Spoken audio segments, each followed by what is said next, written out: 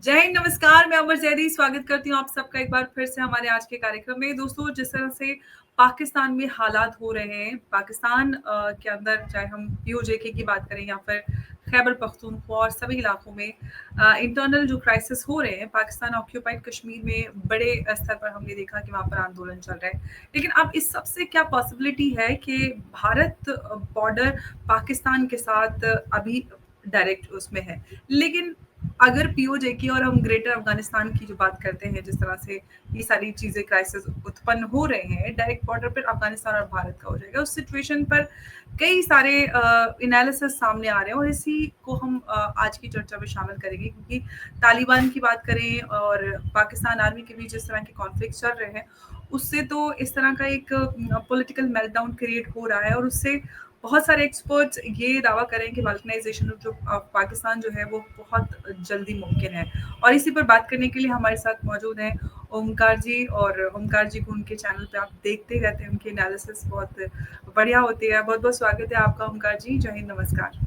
बहुत धन्यवाद याद करने के लिए अंबर जी। आपके दर्शकों को भी नमस्कार। नमस्कार, बहुत धन्यवाद आपका ओमकार जी। ओमकार जी, जो पीओजेके में जिस तरह से लोग खुलकर आवाज उठा रहे हैं पाकिस्तान के खिलाफ और पाकिस्तान के साथ वो बिल्कुल नहीं रहना चाहते, अगर ये मूवमेंट सक्सेसफुल होता है तो जो जियोग्राफिकल चेंजेस आएंगे, अ, उसके ऊपर अगर हम थोड़ा सा देखें तो किस तरह की सिचुएशन इस पूरे रीजन में हम बदलते हुए देखेंगे? एक्चुअल में क्या है कि अभी बहुत सारी घटनाएं एक साथ घट रही हैं। जैसे रूस और यूक्रेन का चल ही रहा है, इजराइल और गाजा का चल ही रहा है।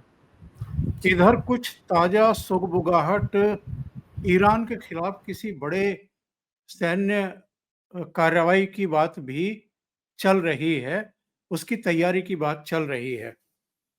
और ये जो पाकिस्तान के सेना प्रमुख आसिम मुनीर और प्रधानमंत्री शहबाज शरीफ की मुलाकात हुई व्हाइट हाउस में डोनाल्ड ट्रंप से, माना यह जा रहा है कि ईरान में जो कार्रवाई प्रस्तावित है या गाजा में भी जो 20 पॉइंट का प्रोग्राम डोनाल्ड ट्रंप ने दिया, जिसमें शुरू में ये इशाक दार का पार्लियामेंट के फ्लोर पर बयान आया कि नहीं नहीं, ये 20 पॉइंट जो हैं ये वो नहीं है जो हमारे बीच मीटिंग में तय हुए थे, ये ट्रंप साहब के अपने हैं। लेकिन बाद में जो है वो पाकिस्तान पर या तो कहीं से प्रेशर पड़ा या कुछ आसिम मुनीर ने कोई हस्तक्षेप किया या उनको कहा गया, तो फिर कहा गया कि हम इससे सहमत हैं। तो गाजा में इस समय सिचुएशन बहुत टेंस है। जो हमास है उसकी तरफ से जो बयान आया है, लगता नहीं है कि वो सरेंडर के लिए तैयार है। शुरू में जब प्रस्ताव आया था, ये 20 पॉइंट का प्रोग्राम दिया था डोनाल्ड ट्रंप ने, तो उनकी तरफ से कुछ सहमति की बात आई थी। लेकिन अभी ताज़ा जो सिचुएशन है, जिसमें इजराइल की तरफ से वहाँ पर अटैक भी हो चुके हैं, कई लोग और मारे भी जा चुके हैं, उसके बाद से फिर बड़ा मामला गड्डमड सा है। इसी तरीके से जो मैं जिक्र कर रहा था कि ईरान के खिलाफ कोई बड़ी कार्रवाई की तैयारी हो रही है और उसी के लिए आसिम मुनीर और शहबाज शरीफ को बुलाया गया था।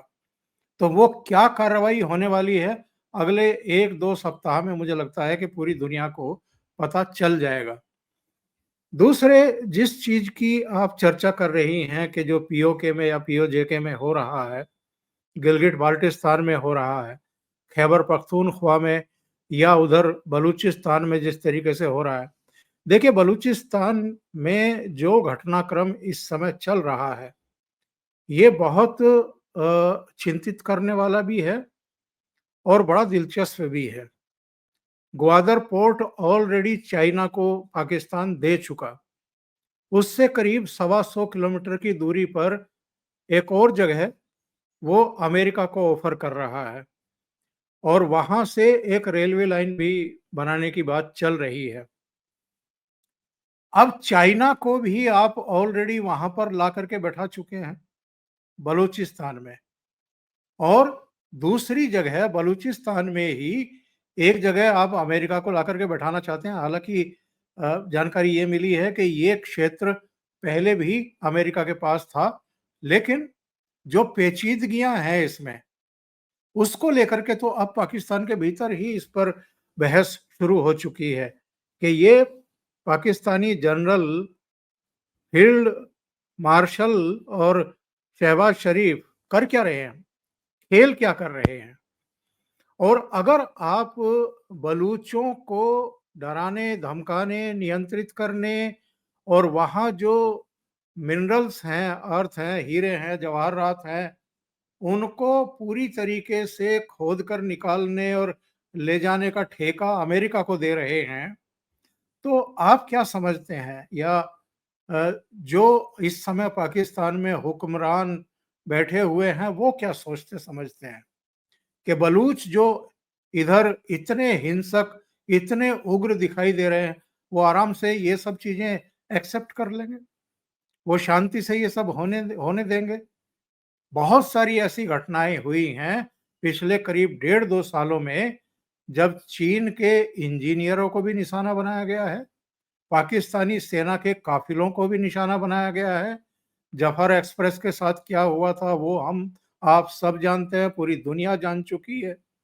पाकिस्तान के मौजूदा हुक्मरानों की सोच ये है कि एक तो जो दरिद्रता की स्थिति है, गरीबी की, भूखमरी की और ये जो कटोरा लेकर के जगह-जगह हमें भीख माँगनी पड़ती है, शायद अमेरिका अगर मेहरबान हो जाए और यहाँ अपना पोर्ट बना ले और फिर मिनरल्स की और कच्चे ईंधन की खुदाई के लिए उस काम में लग जाए, तो शायद हम भी ईरान की तरह, सऊदी अरब की तरह या जो दूसरे ममालिक हैं उनकी तरह हम भी अमीर हो जाएँगे। शायद हमें भीख का कटोरा जो है वो उठा कर के रखना पड़ेगा, उससे मुक्ति मिल जाएगी और हम भी शेखों की तरह व्यवहार करने लगेंगे। और अगर अमेरिका साथ खड़ा है और डोनाल्ड ट्रंप कह रहे हैं कि एक नौबत ऐसी भी आ सकती है कि इतने तेल के भंडार पाकिस्तान में हो जाएँगे कि भारत को भी उससे तेल खरीदना पड़ेगा। तो ऐसे में इनको चने के झाड़ पर चढ़ा दिया है अमेरिका ने। अब ये बजाय इसके ठंडे दिमाग से सोचने के कि भई आप अगर अमेरिका के ट्रैप में फँस रहे हैं और जानबूझ कर के फँस रहे हैं ये, तो इससे कितने आस-पास के देश आपसे नाराज़ हो जाएँगे। चलिए सऊदी अरब के साथ तो आपने एक डिफेंस डील कर ली है और सऊदी अरब ने क्यों की है ये भी सब जानते हैं। क्योंकि सऊदी के पास अपनी कोई ऐसी सेना नहीं है जिसको हम कह सकें कि हाँ, तुर्रम खां है या उसने कोई बहुत बड़े तीर मार रखे हैं अतीत में, तो उसको बैठे-बिठाए एक किराए पर सेना मिल जाएगी। इनके जो एटम बम हैं वो भी मिल जाएँगे। सऊदी का कुल मिलाकर के गेम ये है कि इज़राइल उसके ऊपर किसी तरह का अटैक ना करे या 1-2 और जो खाड़ी के देश हैं, जो उसकी तरफ टेढ़ी नज़र से देखते हैं, वो थोड़ा-सा दुम-दमा करके बैठे रहें क्योंकि अब तो हम डिफेंस डील कर चुके पाकिस्तान के साथ, तो पाकिस्तान का जो एटम बम है, जो अस्त्र-शस्त्र हैं, वो अब हमारे भी काम आएँगे। तो हम पर कोई विपदा आएगी, तो पाकिस्तान कूद पड़ेगा। लेकिन ये सब चीज़ें सुनने में, कहने में और कागज़ों पर तो ठीक लगती हैं। प्रैक्टिकली बहुत मुश्किल है। बहुत सारे लोगों ने उस समय ये भी कहा था कि अ, अगर पाकिस्तान और भारत का युद्ध होता है, जिसकी आशंका है और जिसके बारे में हमारे थल सेना अध्यक्ष जनरल उपेंद्र द्विवेदी ने तो कह भी दिया है जवानों से कि तैयार रहिए, कभी भी आपको मौका मिल सकता है। तो बहुत सारे लोगों का कहना था कि क्या सऊदी अरब अब भारत पर अटैक करेगा? क्योंकि किसी एक मुल्क पर अटैक का मतलब है कि दोनों मुल्कों पर अटैक। अगर पाकिस्तान पर अटैक होता है, तो क्या सऊदी अरब उसकी मदद के लिए आएगा और भारत पर अटैक करेगा? तो बहुत सारे रक्षा विशेषज्ञों का ये कहना है कि सऊदी अरब आएगा कहाँ से? कहाँ से उड़ कर के आएगा? क्या ईरान के ऊपर से उड़ कर के आएगा या किस दिशा से आएगा? अफ़गानिस्तान के ऊपर से आएगा? तो और भारत के पास जो इस समय तकनीक है, जो क्षमता है, जो उसने दिखाया है, मई के पहले सप्ताह में 6-7 मई की रात को भी और 9-10 मई की रात को भी, तो उसके बाद से कोई भी देश कोई भी तीसरा देश, चाइना तो इस समय हमारे साथ खड़ा है, क्योंकि अमेरिका ने जो टैरिफ की अ युद्ध नीति अपनाई है, मैं युद्ध नीति ही कहूँगा उसको, उसके चलते 4 बड़े देश, जिनमें भारत, चीन, रूस और ब्राज़ील शामिल है, वो अब लगभग एक मंच पर आ गए, एकजुट हो गए हैं। और जो ब्रिक्स देशों का संगठन है, उसको अब यूनाइट करके तेजी से आगे बढ़ाने की, जिसको लेकर के डोनाल्ड ट्रंप काफ़ी भयभीत भी हैं इस समय। तो ऐसे में चीन तो इस समय अ, चाहे कुछ समय के लिए सही, रणनीतिक सामरिक तौर पर भारत के साथ खड़ा हुआ है।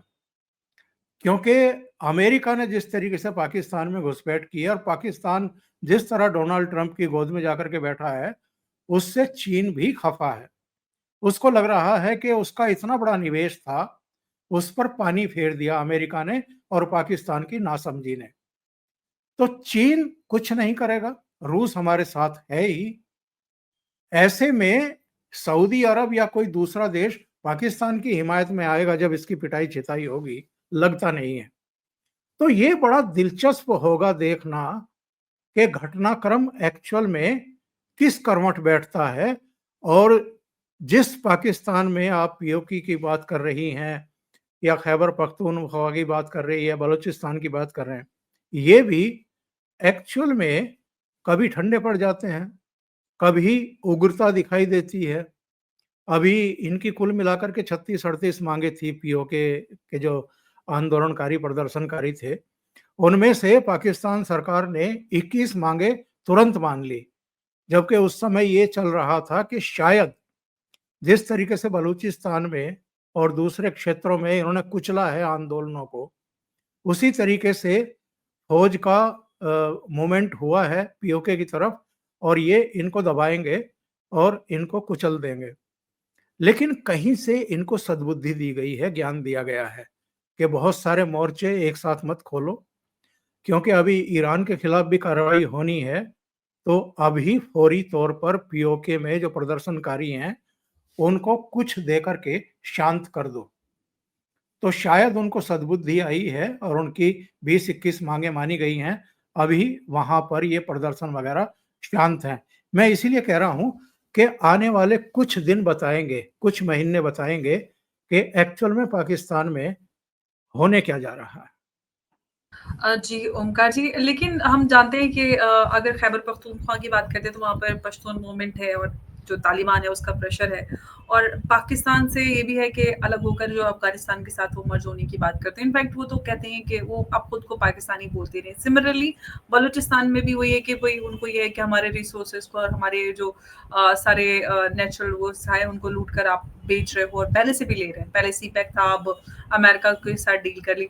लेकिन ओमकार जी जिस तरह से पाकिस्तान में ये स्थिति बन रही है, जो पाकिस्तान के नॉर्दर्न और जो वेस्टर्न रीजन है वो अलग हो जाते हैं और तो फाइनली इंडिया और अफगानिस्तान डायरेक्टली कनेक्ट हो जाएंगे और ये 1947 के बाद साउथ एशिया का सबसे बड़ा जियोपॉलिटिकल शिफ्ट माना जाएगा, जो कि लग भी रहा है। आपने कहा कश्मीर को लेकर, कश्मीर में पिछले बार भी हुए थे कुछ लगभग 1 साल पहले, तब भी इसी तरह से बहुत बड़ा आंदोलन हो गया था, फिर कुछ मांगे उनकी मांगी गई, उसको फिर ठंडा कर दिया गया। लेकिन थोड़ी बहुत मांगे ये कहने के लिए अग्री कर जाते हैं, लेकिन वो एक्चुअली ऑन ग्राउंड पूरे करते नहीं है, इसीलिए वापस आंदोलन आ जाता है। तो ये तो बहुत टेम्परेरी है। तो जो सवाल मैंने आपसे किया है 1947 के बाद बड़ा जियोपॉलिटिकल शिफ्ट, क्या और हमें इसमें बदलता हुआ नजर आएगा? देखिए, इधर अमेरिका ने फिर से अफ़गानिस्तान पर ये प्रेशर बनाना शुरू किया है कि बगराम एयर बेस जो है वो उसके हवाले किया जाए। और तालिबान सरकार की तरफ से भी कहा गया है कि बगराम एयर बेस तो भूल जाइए, 1 इंच ज़मीन हम आपको नहीं देंगे। तो एक टकराव वहाँ भी है, एक एक पेचीदगी वहाँ भी है, कशीदगी वहाँ भी दिखाई दे रही है। तो अभी कितने मोर्चे अमेरिका खोल सकता है एक साथ और कहाँ-कहाँ खोल सकता है। अभी पाकिस्तान, अब यहाँ जिसका आपने ज़िक्र किया है कि अगर ये पूरा क्योंकि ये जो तालिबान सरकार है, अफ़गानिस्तान है या तालिबान के जो लड़ाके हैं, वो डूरंड लाइन को मानते ही नहीं हैं। और सबसे बड़ी बात, सबसे बड़ा पेंच भी यही है इस पूरे रीजन में। तो ये देखना बड़ा दिलचस्प होगा कि ये जो आपके पश्तून हैं, ये केवल पाकिस्तान इलाके में नहीं हैं, ये अफ़गानिस्तान में भी हैं और अफ़गानिस्तान में बड़ी संख्या में हैं।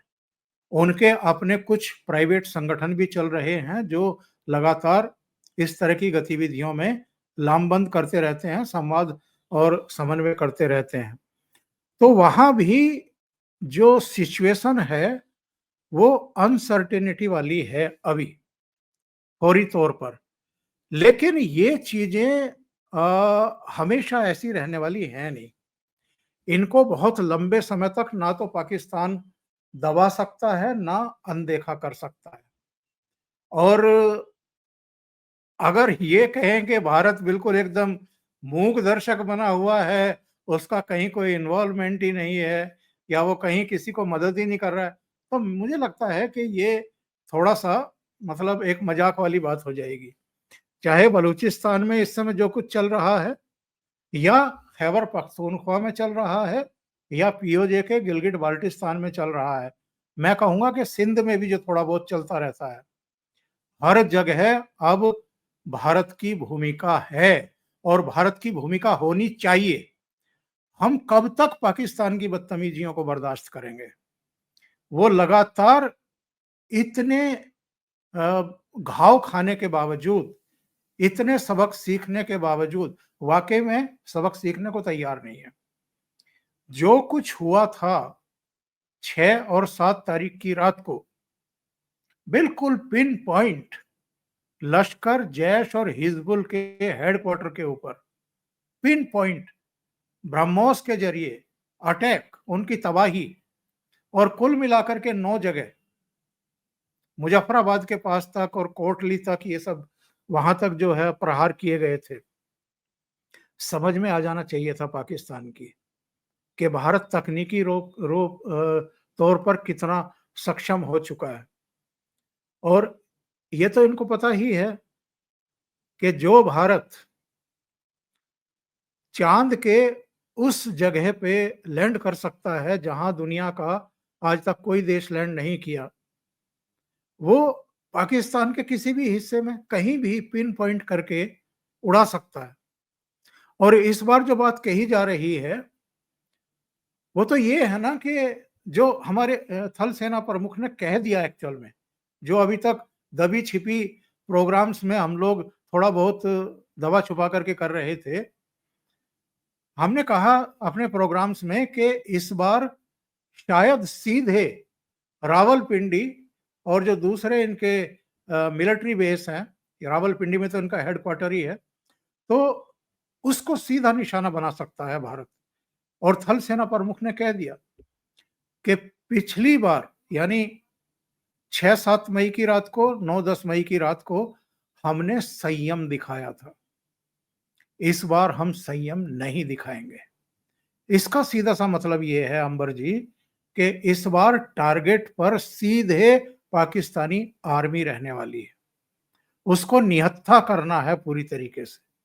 उसकी औकात बतानी है कि तुम जो उछलते रहते हो, भारत के खिलाफ साजिशें बुनते रहते हो, अभी भी बाज नहीं आ रहे हो। पहलगाम की हृदय विदारक और नरसंहार के बाद भी तुम्हारा मन नहीं भरा है, या उसके बाद जो हमने सबक सिखाया और तुम घुटनों पर आए, उससे भी तुमने कुछ सीखा नहीं है, तो फिर उसके बाद ठीक है, जो आपको चाहिए वो आपको दे देंगे और अगली बार वही होने वाला है। तो अगर भारत की कार्रवाई में पाकिस्तानी सेना पूरी तरह निहत्ती हो जाती है, कर तो दिया था मई में भी, इनकी वायुसेना, इनकी सेना बिल्कुल कहना चाहिए अंधी हो गई थी। उसको पता नहीं था कि हमारी मिसाइल कहाँ से आ रही हैं, किस दिशा से आ रही, क्योंकि इनके रडार तबाह कर दिए गए थे। इनका जो हवा वाला जो इनका निगरानी वाला जहाज था उसको गिरा दिया था। 300 किलोमीटर पर उड़ रहा था हमारे यहाँ से, वहां उसको गिराया गया था। तो ये एकदम जिसको कहते हैं होपलेस, इनको पता नहीं था कि क्या कार्रवाई करनी है, तो वैसी ही हालत अगर शुरू के कुछ घंटे में इस बार हमारी आर्मी, हमारी वायुसेना, हमारी नौसेना इनका हाल कर दे, तो किसी को आश्चर्य नहीं होना चाहिए। और उसके बाद पाकिस्तान को बिखरने से, टूटने से कोई नहीं बचा पाएगा। उस समय क्या सेव बचेगी, लगता है पाक पंजाब ही बचेगा, क्योंकि आपका बलूचिस्तान टूट जाएगा, खैबर पख्तूनख्वा टूट जाएगा, सिंध में ऑलरेडी आंदोलन चल रहे हैं, इधर पीओके उनके पास कोई चारा नहीं बचेगा भारत के साथ आने, और बलूचिस्तान और गिलगिट जो हमारे लद्दाख का ही हिस्सा है, तो वहां पर साजिशन इन्होंने बहुत सारे सुन्नी भी बसा दिए हैं, हालांकि वो शिया बाहुल्य इलाका है पूरा। तो आने वाले कुछ महीने मुझे लगता है कि शायद फरवरी मार्च तक कुछ बड़ा होने वाला है। उससे पहले शायद ये ईरान वाला होगा, कुछ गाजा में होगा, और शायद तब तक ये यूक्रेन और रूस भी किसी करवट बैठ चुके होंगे। जी। ओमकार जी, अगर जिस बढ़ई की तरफ आप इशारा कर रहे हैं और जिसका जो हम आज चर्चा भी कर रहे हैं, डायरेक्ट अफगानिस्तान और भारत का बॉर्डर, भारत के लिए क्या जो स्ट्रेटेजिक एडवांटेजेस होंगे, डायरेक्ट पाकिस्तान हट जाएगा बीच से और डायरेक्ट अफगानिस्तान और भारत का बॉर्डर साझा होगा? देखिए, बात ऐसी है कि 1947 से पहले क्या सिचुएशन थी। पूरा जो रेशम मार्ग था, वो हमें मध्य एशिया तक ले जाता था और यूरोप तक ले जाता था। वो अंग्रेजों की साजिश की वजह से हमसे छिन गया, और फिर बीच में चीन भी एक एंगल बना करके घुस गया। तो जो हमें चाबहार विकसित करना पड़ा, जिसका 2018 में अमेरिका ने भी एक तरीके से प्रतिबंधों से छूट दे दी थी, अ, अब जाकर के वो प्रतिबंध वापस थोप रहे हैं, जबकि हमारा वहाँ अरबों रुपया जो है, अरबों डॉलर खर्च हो चुका।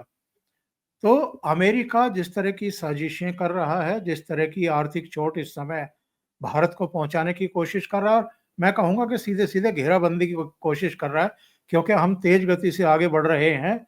ये अमेरिका को और कुछ दूसरी ताकतों को पच नहीं रहा है, और चूंकि हम उनकी हाँ में हाँ नहीं मिला रहे हैं, जैसे वो ट्रेड डील करना चाहते हैं, वैसे उसके लिए हम तैयार नहीं हैं। हमने कहा कि हम अपने राष्ट्रीय हितों को बलि नहीं चढ़ाएंगे। तो ऐसे में उसने कई तरफ से H1B वीज़ा की फीस जो है वो 10 गुनी बढ़ा दी, और हम पे 50% टैरिफ थोप दिया। अब ये जो आपका चाबहार वाला जो प्रतिबंध से मुक्त था, उसको फिर से प्रतिबंधित कर दिया। तो लगातार अमेरिका की तरफ से ये साजिशें हो रही हैं भारत के खिलाफ, सबको दिखाई दे रहा है।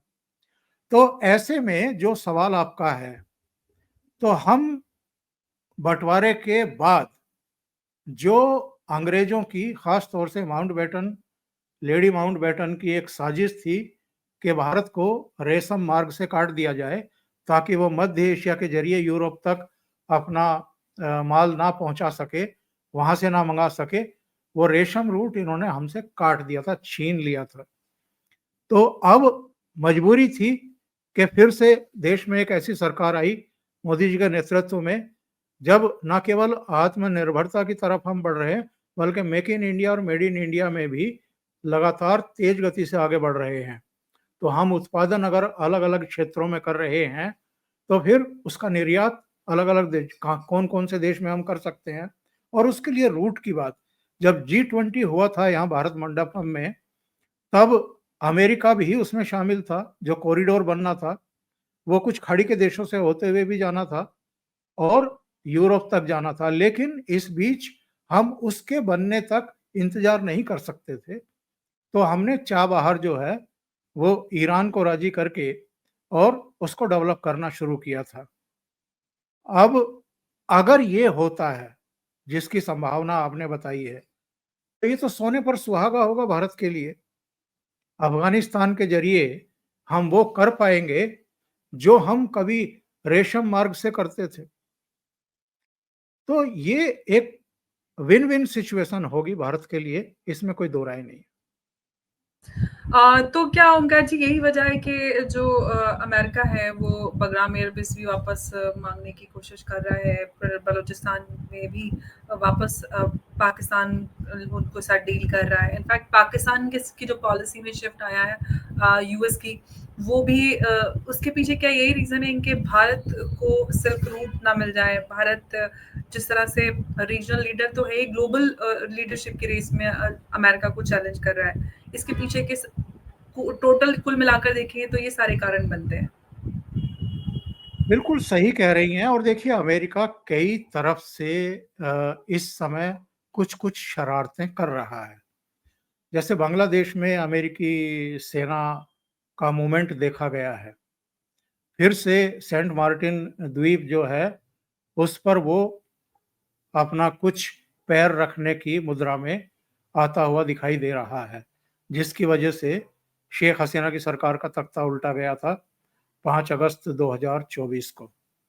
अब वहाँ चूँकि मोहम्मद यूनुस बैठे हुए हैं और उनके ज़रिए डीप स्टेट अपना खेल करता रहता है, तो भारत ने भी अपनी सेना की कुछ टुकड़ियाँ म्यांमार में भेजी हैं। क्योंकि जब से ये अमेरिका का मूवमेंट वहाँ बांग्लादेश में देखने को मिला था, तो भारत भी चौकन्ना हुआ है और अपनी सेना जो है उसने म्यांमार में भेजी है, उसका मूवमेंट भी वहाँ शुरू हो रहा है। इसी तरीके से अगर अमेरिका बगराम एयरपोर्ट लेने पर एडमेंट है, तो पहले तो उनको तालिबान से टकराना पड़ेगा और तालिबान हों या अफ़गानिस्तान के मेन स्ट्रीम की सरकारें हों, उनको झुकाना कभी भी किसी भी महाशक्ति के लिए कतई आसान नहीं रहा है। हमने सोवियत संघ को भी पूँछ दबा करके भागते हुए देखा है। हमने अमेरिका को भी देखा है, अत्याधुनिक हथियार छोड़ कर के वो रातों-रात किस तरह से भागा था अफ़गानिस्तान से। तो ये सारी बहुत ही जिसको कहेंगे कि फ्लूइड सी जो है एक सिचुएशन इस समय है। ये आने वाले कुछ महीने बताएँगे कि एक्चुअल में ये किस कर्मठ बैठती हैं सारी घटनाएँ जो इस समय चल रही हैं। लेकिन हाँ, चल रहा है कुछ-कुछ और इसके बीच ही भारत चूँकि एक बड़ी ताकत के रूप में उभर रहा है, तो उसकी अपनी भूमिका रहने वाली है। इस पूरे खित्ते में, इस पूरे इलाके में उसकी अपनी एक भूमिका रहने वाली है। ओमकार जी, एक सवाल और बस आपसे अंतिम प्रश्न है ये। सीपैक में जो चाइना है वो लगभग $70 बिलियन पाकिस्तान में इन्वेस्ट कर चुका है। वो बात अलग है कि पाकिस्तान अब उनसे लोन का जो वो था उस पे भी वेवर माँग रहा है। और अब पाकिस्तान के अंदर अब अमेरिका भी इन्वेस्ट कर रहा है। इनफैक्ट सीपैक में अब एडीबी आ गया है, एशियन डेवलपमेंट बैंक, जो कि यूएस बैक्ड है। तो चाइना का जो इन्वेस्टमेंट है, चाइना का क्या पॉलिसी रहेगी? चाइना कैसे इस सारी चीज़ों को जो डैमेज कंट्रोल है, वो कैसे करेगा? देखिए, चाइना कई जगहों पर, कई देशों में एक्चुअल में फँस गया है और वही सिचुएशन उसके लिए पाकिस्तान में हुई है। अमेरिका ने एक्चुअल में यहाँ बहुत बड़ा खेल किया है। अमेरिका पहले भी पाकिस्तान के साथ था और पाकिस्तान पहले भी अमेरिका के साथ था। लेकिन अमेरिका ने बीच के कुछ कालखंड में चीन को यहाँ बड़ा मोटा इन्वेस्ट करने दिया और जब उसने कर लिया, उसके बाद उसने फिर री एंट्री की है अब पाकिस्तान में।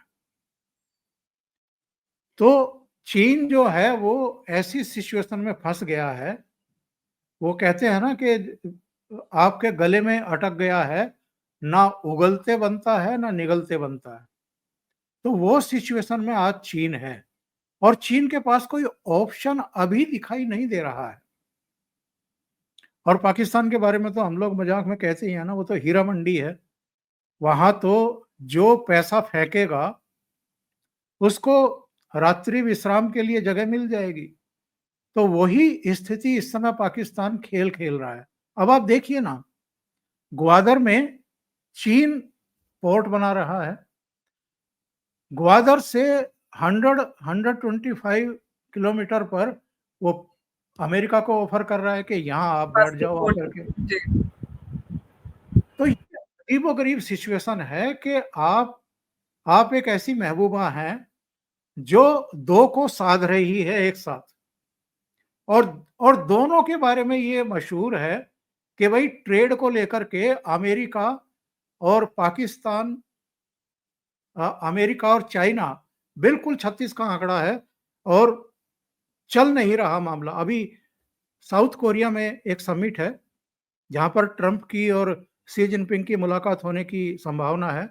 अभी जिनपिंग ने कहा, डोनाल्ड ट्रंप ने कहा भी है कि मैं चीन के राष्ट्रपति से मिलूंगा।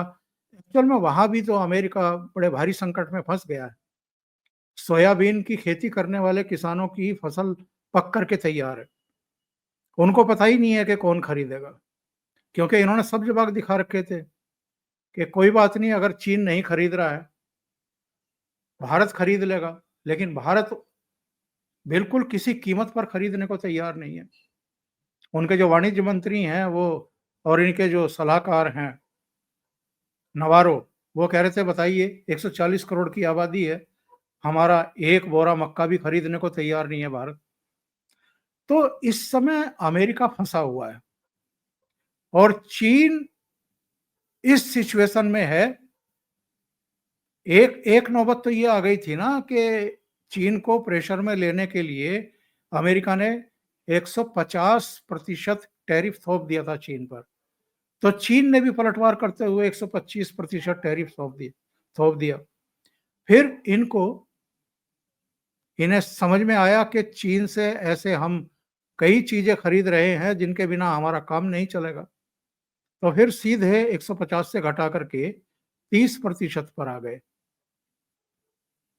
चीन भी नीचे आ गया।